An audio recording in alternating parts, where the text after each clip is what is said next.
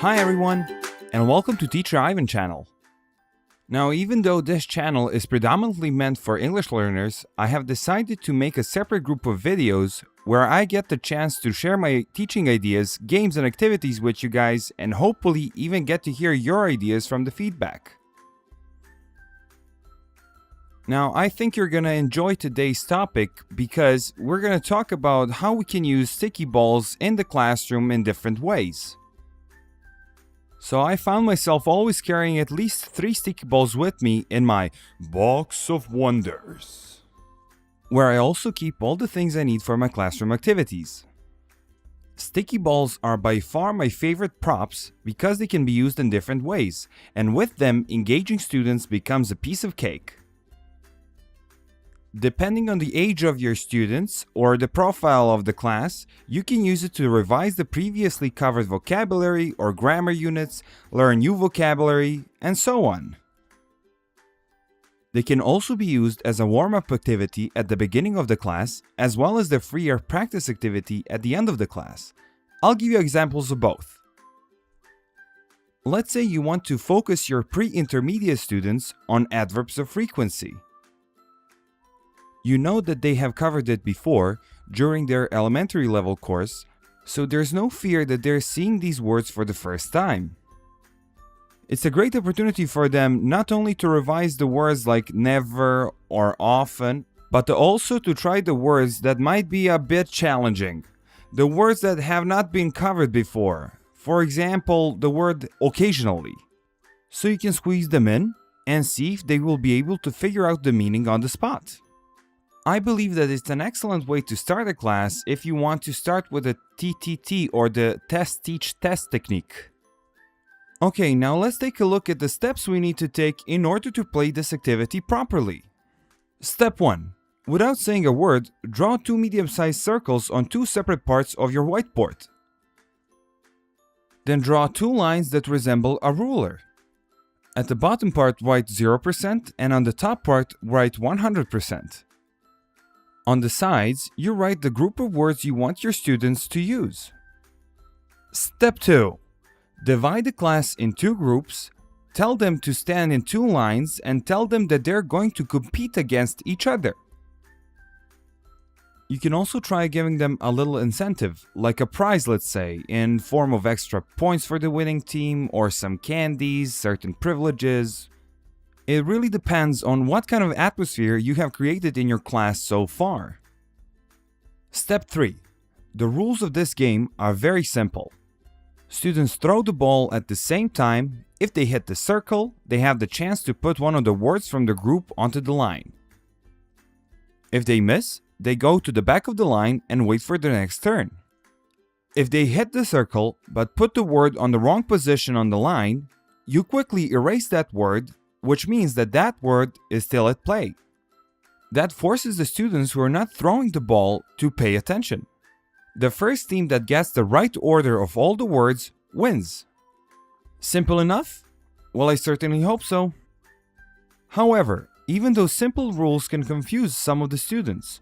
And even if just a couple of them didn't get the rules from the start, you can end up having a very unsuccessful activity where students are roaming around not being sure what's happening. My advice is, before they begin, instead of telling them the rules, try to elicit the rules from the students. Let them guess what they have to do. So, when everything is ready, first stand next to them and throw the sticky ball at the board. Hit the circle and run to it. Grab a marker and pretend that you're writing something on the line. Then stop. Ask them a couple of questions like, where do I put this word? Pointing at never, let's say. Almost all of them will say, next to 0%, or something to that extent. Other questions can be, do you have to play this fast? Yes. Why? So we can win. Great. And how do you win? Use all the words from the group. Exactly. And what happens when you miss? We go to the back of the line. Very good. What happens when you put the word in the wrong place? Now ask this question while you're holding an eraser. You will erase it. Very good. My, aren't you kids smart? Alright, now ready? Get set, go! Step 4. Let them play. They'll work as a group. The whole attention will be diverted from the teacher onto the task at hand, which is always the goal, and you will be there, in the middle, holding an eraser, controlling the teams, making sure that everything goes according to the plan. It's also a good idea to have a hotel bell to signal the beginning and the ending of the activity. You can also tell the students that the winning team is the one that has everything right and is the fastest one to ring the bell. After the winner is declared, we come to the second T in the TTT style lesson, teaching. You can reveal the topic for that day and write adverbs on frequency on the board and take it from there. The second way of using this game is, as I said before, as a freer practice activity. Now, let's say that you covered in class the difference between regular and irregular past simple verbs. You can write a group of verbs on the board and make regular, irregular columns and repeat the process. Depending on the level of your students, you can either tell them to write the past simple form of those verbs, or you can just tell them to put the infinitives in the appropriate columns. Go through the same steps again, and you're golden. And that's it for today, guys. Congratulations, you survived another lesson. Let me know if you used this video in the classroom and how it went. Remember, the most important part of playing this game is giving clear instructions.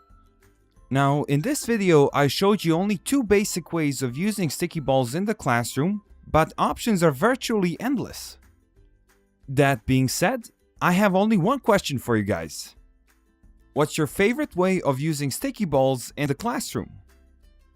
I would really like to hear your answers, so make sure to leave your answer in the comment section of this video so I and other teachers can benefit from it. Thank you very much, guys. Don't forget to like this video, share, subscribe, and as always, above all, learn. Bye!